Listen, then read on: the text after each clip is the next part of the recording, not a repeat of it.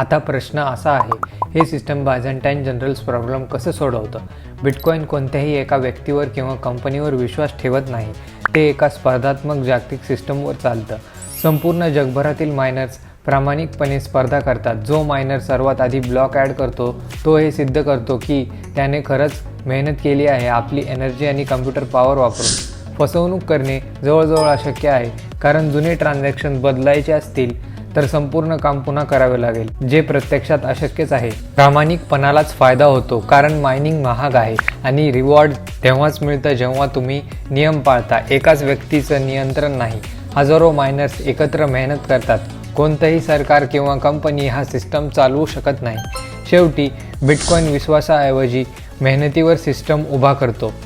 ही व्यवस्था सुरक्षित आहे, कोणाच्याही अडथळ्याशिवाय चालते आणि स्वतःच्या ताकदीवर उभी आहे, कोणत्याही सेंट्रल ऑथॉरिटीशिवाय.